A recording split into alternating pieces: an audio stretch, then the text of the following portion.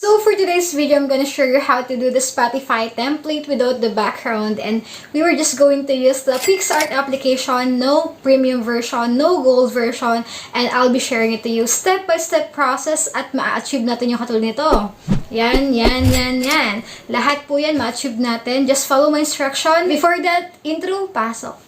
I just had to let you know you're mine. Hands on your body, I just gotta say.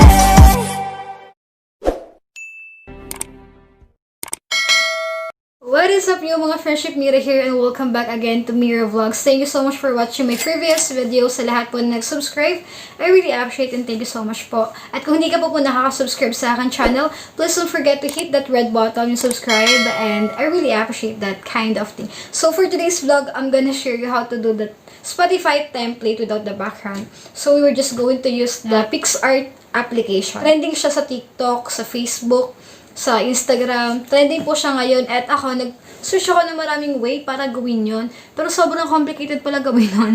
Until I find out na may isang way para mas mapadaling gawin yun. And gusto ko share sa inyo kasi alam ko marami din nag-search nito eh. At additionally, how to download the code, Spotify code for free. Okay? So, yeah, let's start. So, first of all, you need to get your phone, of course, then open your Picsart application. Nakita niyo po ba tong Spotify? Magkukuha lang po tayo ng isang example para sundan lang natin. Bawat icon dun, gagawin natin step by step. So, first, piliin natin yung background without the background. Then, after that, okay, piliin yung draw, then shapes. Una natin gagawin yung parang yan, yung player na yan. So, kuha tayong triangle shape and then i-fill out natin with black. And yung square naman, gawin natin medyo rectangular siya. Okay, then save natin. Then, next process naman, ang gagawin naman natin is yung play button. Gawin natin yung circle with fill out with black. Okay? So, para ma-achieve natin yung parang naka-play siya, kasi nag-expose yun, pero play yung nilagay natin. Kuha ulit tayo ng white na rectangular. Tapos, gawin natin siya na ganito. Tapos, lagay natin siya ng square sa gitna para magmukha siyang play. Okay, then save natin. Another ulit. Next naman. Yung parang timeline something. So, yan. Kuha lang tayo ng parang line, color block yung unahin natin. Yan, okay. So, overlay lang natin siya ng another line na kulay gray para magmukha siyang parang nag-play. Then, mag-insert tayo ng circle na maliit. Ilagay natin sa pinakang dulo ng kulay gray. Okay, so para siyang naka-play. Okay? So, then, i-next lang natin siya and save natin siya ulit. Next po yung heart na kulay green. Lagyan natin siya ng kulay green. So, punta lang tayo sa draw again. Choose heart, then lagyan natin na fill out na color green. Then, that's it. Save it. And then, next naman po tayo. Okay, then yung second to the last naman yung parang sa gilid, yung parang circle na may parang may minus. Kuha tayo na circle. Pero dito, wala tayong fill out dito. Pero always remember that black to ha. Okay, so fill out natin siya. Without fill out siya pala. Then, lagyan natin ng parang line sa gitna. Okay, then, yun, save lang natin siya. Okay na ulit.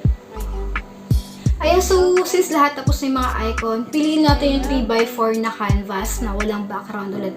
Tapos, piliin or pick natin lahat ng ginawa natin. Doblehin nyo yung parang fast-forward player. Doblehin nyo yun kasi dodoblehin natin yun. Kailangan doble yun. Then, ayusin lang natin siya. Kailangan pantay. So, for ito na talaga yung the best way na nakita ko sa paggawa ng Spotify template. Kasi sa paghahanap ko, ang dami kong nakita. Pero mga NPG, meron pa rin silang background, yung parang dark sa gilid. Kung ano yung kulay ng pinakang picture. Parang nagre-reflect siya. At wala akong makita nung talagang ganito. So, yan. Ganyan lang pala kasimple yan. Sa Picsart lang natin pwede siyang magamit. Next vlog ko nga pala, ituturo ko sa inyo kung paano ito i-print sa tablet ng pinakamurang paraan. So, huwag mo sana nakalimutan i-subscribe itong channel na to para kapag nag-upload ako, malalaman mo, man-notify ka. Then, kunwari, anong gusto nyo kanta? For example, sa akin kay Taylor Swift, yung Cornelia Street. Lagyan nyo yung pangalan ni Taylor sa baba. Then, gawin natin siya color green. Gray, katulad nung parang sa time stamp niya. And then, yung title sa taas. Ito, medyo nagkamali ako dito. Black dapat. Kasi kapag white, wala, hindi siya makikita. Kaya ang ginawa ko dyan, dinoblehan ko sa bandang huli makikita niya. Then yan, okay, ayusin nyo lang. Then, ilagay niyo yung pinakang picture niyo na gusto niyo ilagay dito sa taas. ayusin nyo lang. Dapat lahat ng 3/4 na size ng canvas malagyan kasi siya. Ito na yung pinakang pagpiprinta natin ito once na gagawin natin itong glass plaque or kahit ano, mahasal natin ito, gamitin din siya. Pero by the way, may nalimutan tayo isa. Yung time niya. So, kung anong time siya, gawin natin lang siya na 0 by 14.2. Then, sa kabila naman, ganun din ulit. Lagyan na natin. Kasi nalimutan natin siya kanina, kaya yun, pahabol na lang. So, huwag natin kakalimutan yun. Gawin natin siyang color block para makita siya kapag print natin. Ayan, doon naman tayo sa Spotify code. Paano ba makuha yung Spotify code natin? Okay, so, punta tayo sa Spotify. Pindutin natin yung pinakang gusto nating music. Then, after that, may tatlong dot sa tagilid. Pindutin yung share, copy link. Then, pumunta tayo sa Google. I-type ninyo yung Spotify code. Maraming lalabas din. Then, pindutin natin yan. At makikita nyo yung parang box na yan. I-paste nyo dyan yung link na kinuha natin. Pero before that, tanggalin nyo muna yung link na nandyan. Okay, so after that, yun makikita ninyo. Download that yung code. Pero para kasi sa background natin, gagawin natin siyang color black. So, pindutin natin yung black, tapos pindutin natin yung sa taas na color white lang siya para mai-download natin siya. Then, pag na-download natin siya, tsaka natin siya i-copy-paste doon sa Picsart na ginagawa natin kanina lately. Lagyan natin siya sa medyo baba. So, yun. Doon na siya makuha. Sobrang dali niya makuha. At, so, ito na yung pinaka-final product natin. Makikita nyo na may hindi mababasa yung iba kasi nga, background natin is transparent siya. Kaya yung mga black color, hindi natin siya makikita. Pero kapag nilagay natin siya sa white, katulad nito, ganyan, makikita natin siya. At kapag print natin yan print natin yan para gawin natin yung glass plaque, yan, makikita na natin. So yun mga friendship, yun na po yung ating tutorial para gumawa ng Spotify template.